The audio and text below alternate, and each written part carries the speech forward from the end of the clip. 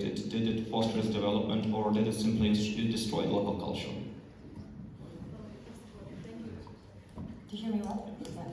Thank you very much for having me here. It's a great honor for me to be here.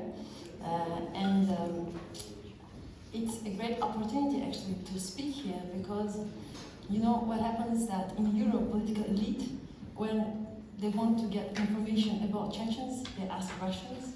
And the image that stays of Chechnya here in the European mindset is unfortunately the Russian image of Chechnya. And it does not represent us. It doesn't represent our culture, it doesn't represent our people. And to respond to your question, first we have to know what is the Chechen culture, and what is the Chechen identity, and who are the Chechens actually. And from that perspective, seeing who the Chechens are, then we will be able to answer the question how it destroys and what it destroys exactly. So, who are the Chechens? You know, there's a French anthropologist, Ernest Chantre. He wrote a book, Les Recherches anthropologiques du Caucase, and he described Chechens as the French of the Caucasus. Alexandre Dumas, who wrote the book Le Caucase, he described Chechens. He said actually that among Chechens, among Chechens, every man is a knight and every man is a king. So before the Russian expansion, in Chechnya, we had actually the democratic parliament, which was called Merkel, and this democratic assembly managed the affairs of the nation through consensus and through election. And this showed that we, the Chechens, we really had a political system that worked in a democratic way. The Merkel operated under Adat, which provided a legal framework for governance, and this legal framework served as a social contract. The social contract that long before Jean-Jacques Rousseau popularized it in France. So social classes did not exist in Chechnya. We lived according to the principles égalité and liberté that the French actually had to fight for in the 18th century. Central to our identity is the Chechen code of honor, Norchor. And this is, it's not just about bravery, it's about the fundamental rights and also the absolute respect for individual freedom. And this is a foundation for any democracy. So such code never existed in Russia, and today it does not exist in Russia. In contrast to the Russian narrative, Chechen society was decentralized and literate. Long before Russian secular schools arrived to Chechnya, education was a priority in Chechnya. In every village, schools known like Hujri operated, ensuring that the people could read and write. This scholarly foundation is why iconic heroes like Abrek Zenimkhan of Khorochoy conduct their correspondence in Arabic script, a mark of a sophisticated intellectual connection to the wider Islamic world.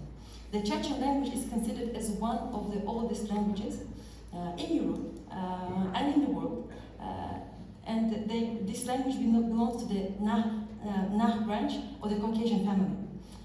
Before the Stalinist era, the nation was intellectually vibrant, with numerous journals and gazettes published in the Chechen language using the Latin script, Latin alphabet. This period of linguistic modernization was abruptly halted in 1938 when Stalin forcibly transitioned the Chechen language into Cyrillic alphabet. And this was not done for convenience. It was a strategic move to sever Chechens from their existing literature and to tighten Moscow's cultural grip. So Russia's primary justification for its presence in the Caucasus has always been that it brought civilization. While the Russian Empire presented itself as a European power, its internal reality was deeply archaic. It was defined by a rigid feudal system and serfdom, which was a form of slavery. And until 1861, Russian population, 90% of the Russian population lived like peasants, uneducated and disenfranchised slaves. We did not have this in Chechnya. We never had any kind of feudal system or slavery. So historically, Russia has been governed by absolute autocracy. It has never possessed a truly democratic government or fundamental democratic values. By culture and by nature, Russia has never been a democracy and therefore has never functioned as a democratic state. You know, subjugate or exterminate was the Russian policy applied to Chechnya. And the Caucasus, this was the policy applied in Chechnya and the Caucasus in general, by Tsars, and today by Putin. And you know, this policy is very well described in the book that was written by Prime Minister Ahmed Zakaev, and this book is available in the libraries of the top universities. So I think it's worth reading this book. So what did Russia bring to Chechnya? Russia brought destruction, war, despotism, and autocracy to Chechnya. The so-called Great Russian civilization in Chechnya destroyed our ancient towers, wiped out our villages, and desecrated the ancestral gravestones. This civilization led to the erasure of our native language from every public sphere, and the forced russification of our songs, history, and traditions. Today, the Chechen language is taught in Chechen schools 1 hour per week. 1 hour per week. Our mother tongue is now on the verge of extinction, and we are denied of the right to protect our language. So imagine here in Danish schools, you have Danish children that learn the Danish language 1 hour per week. How awful that would be for the Danish identity, for the national consciousness of the Danish people. So that's what we're living today in Chechnya. Today, Vladimir Putin has established an occupation administration in Chechnya that reflects the Russia's feudal autocratic spirit. In this system, Putin acts as a Tsar, Kadyrov and his inner circle serve as the privileged nobility, and the entire political structure is rigid autocracy. Russia has twice destroyed our democratic parliaments. The first one, the Merkel, and the later the parliament of the Chechen Republic of Ichkeria. In their place, Russia built a system based on principles of suppression, corruption, lack of free political competition, and total dependence on the center. Also, Russia is consistently destroying the foundational key of our identity, which is the code of honor, nurture. And this is being carried out by individuals devoid of principles, driven by a thirst for power and money, people like Kadyrov and his entourage, the Putin's clan. And this is the Putin's clan. On Chechen territory, Putin effectively allows his protégés and subordinates to humiliate, suppress, and intimidate the Chechen people. These practices resemble the relationship between landowners and the serfs during the Russian Empire, the Tsar Russian Empire. Kadyrov is not a Chechen phenomenon. He is a product of a Russian political system, molded in the spirit of subordination, fear, and personal loyalty to the regime, the very elements that define the DNA of Russian mindset and culture. Today, the entire education system in Chechnya, from kindergartens to universities, is conducted in Russian. And the language policy is simple in Chechnya. If you want to succeed in life, you have to speak Russian. Yet the Russian political elite opt to send their children to study here in the West. Why? Because they're well aware that the great Russian language has little utility outside Russia, and that their educational system is both corrupt and incompetent. Today, some Russian liberals here in the West attempt to present Russia, as a fundamentally European country. This is a historic fallacy. As the American historian George Vernadsky famously noted, geopolitically speaking, the Russian background is not European, but Eurasian. Medieval Russia is not so much Eastern Europe as it is Western Eurasia. If we define Europe by democratic participation, local literacy, and historic resistance to autocracy, one could argue that the traditional structures of Chechnya, like Merkel and Adet, are far more aligned with European ideals than the serfdom and despotism of the Russian Empire. From the Tsars to the Soviets and into the modern era, the Russian state has remained an empire, and this is why it remains incapable of accepting ideals such as human rights, the rule of law, the individual freedom, and sovereignty. Modern Europe is facing an old, aggressive, and desperate man, which is called Russia. This aggressive and desperate man has accustomed the West to viewing the Caucasus and Chechnya through a purely Russian lens, dismissing our region as Russia's backyard. And this is very problematic. And the West and Europeans, our European friends, have to ask themselves, what is the Caucasus? And what is the connection between Europe and the Greater Caucasus? And the Caucasus is not just about Chechnya, it's also about Dagestan, it's about Ingushetia, it's about Ossetia, it's about Georgia, it's about Armenia. It's a huge European Caucasian family. So I also allow myself to remind our European friends that the Caucasus is the land of Mount Elbrus, the highest peak on our continent. It is the land of ancient cultures and languages, and most importantly, a region whose indigenous soul is built on a democratic foundation that Russia has never possessed. It's also a land rich in natural resources, and it's also a region that has access to the Black Sea and the Caspian Sea. Our connection to Greece is written in our shared DNA.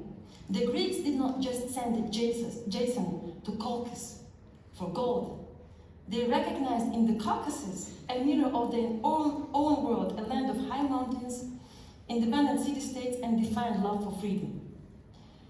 When the Greeks placed the myth of Prometheus in the Caucasus, they were placing a symbol of human enlightenment in the only landscape formidable enough to hold him. The British poet Lord Byron captured the spirit perfectly when he said that, quote, "The mountains of the Caucasus are the true birthplace of the European soul." I repeat, the mountains of the Caucasus are the true birthplace of the European soul, where the air is too thin for a tyrant to breathe. The struggle in Chechnya is not about separatism or rebellion. It's about republicanism and democracy. If we continue to view Caucasus and Chechnya as Russia, we become complicit in the erasure of a unique European civilization. We ignore the fact that while Russia was building autocracy stretching to the Pacific, the Chechens and Caucasus and the Caucasian peoples were maintaining some of the oldest democratic traditions on our continent. It's time to bring Caucasus home in our mind. It's time to bring Chechnya home in our mind. We must recognize that the struggle for dignity in Grozny is the same struggle that defined the Enlightenment in Paris, London, and Athens. The Caucasus is Europe. Democracy is its heritage, and it's time we stop letting Russia tell us otherwise. You know, modern Europe is now facing an old, aggressive, and desperate power that, because it failed to act when the first warning signs appeared. If Russia had been stopped in Chechnya 30 years ago, there would be no war in Ukraine today, and there would be no war in Europe today. History has proven yet again that Chechnya is an integral part of Europe, and its tragedy was the prologue to the present. By recognizing the Chechnya as an integral part of Europe, of European family, we don't just correct a map. We honor the democratic spirit that the Chechen people, the Chechen mountaineers, and other mountaineers from the Caucasus have defended for a millennium.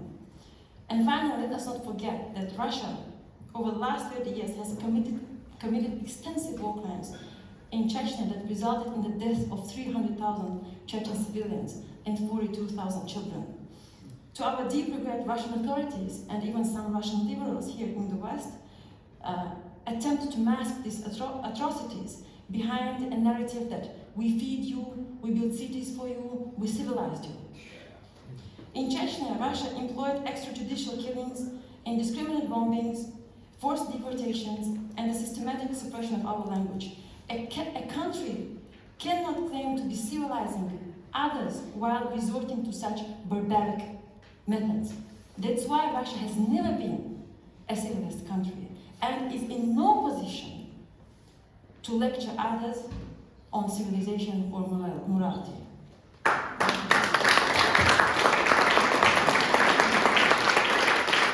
Thank you for your outstanding speech. I think many parts of your speech are quite eye-opening for Europeans who have never thought that Chechnya is the Republic of Ichkeria is so much connected to Europe, to European values of dignity, democracy, and so on. So thank you for promoting this idea. When you were talking about the influence of the Russian Empire on the Chechen language, culture, religion, you know, I just felt I was hearing the history of Ukraine, because when Russia was coming to Ukraine, this is exactly what happened to Ukrainian culture, religion, and everything else. In this context, I would like to ask Yaroslav, please do. You know, in the first panel, there's one speaker, he made an excellent remark. He said that Russia is very good in creative narratives. And these narratives are actually very dangerous. And the thing is that Russia created a narrative about Chechnya here in the West. And because of this narrative, Europeans are blocked to seeing the real Chechnya and to seeing the real Chechen culture and taking a position that really defines Chechens, the true Chechens. And the problem is that none of the European or any other organization has access to Chechnya. None of you or me can go to Chechnya and investigate things and see what is the real Chechnya. Because the international organizations have no access to that. So this means what? This means that the image of Chechnya we see it is just an image that is created by the occupation administration in Chechnya. And this image does not represent us. And you know, another speaker here also made a comment that saying that, after these devastating wars in Chechnya, we see that Chechens love the Russian occupation and the Russian. This is completely no, it's not true. The problem is that none of independent organizations can go into Chechnya and investigate things and see what's going on there. So saying this, it's completely unfair. Yeah. Thank you for debunking all this Russian myths. Yes, you deserve applause here. Talking about comparison between influence of Russia on Chechen culture, Ukrainian culture, I would like to ask Yaroslav your opinion about the influence, the impact of the so-called great Russian culture on the Ukrainian culture in his historic perspective, as well as today in the context of the full-scale Russian invasion on Ukraine. When we're thinking about great Russia life, I couldn't say about culture. We must remember that we all from childhood. And when children try to pretend to have something great, then feel themselves uncomfortable, then try to compare themselves with our. And any British, French or our artist knows to say that my culture is great. Really, it's a problem of Russian-minded. They compare themselves with Ukraine, with Chechen Republic, with our culture, and understand that they are not great. They're really afraid that. And I think, Katerina, that show you never ever meet British or French artists who will say, love us because we're from Great France or Great Britain, but Great Russia. Why? Because a lot of that was stolen. Ballet was stolen from France and Russia. Ballet, it's like to pretend to be our part of French or German culture. And we can analyze a lot of that. Our public broadcaster have quite good documentary, Big Russia Live, and show how Russia, through this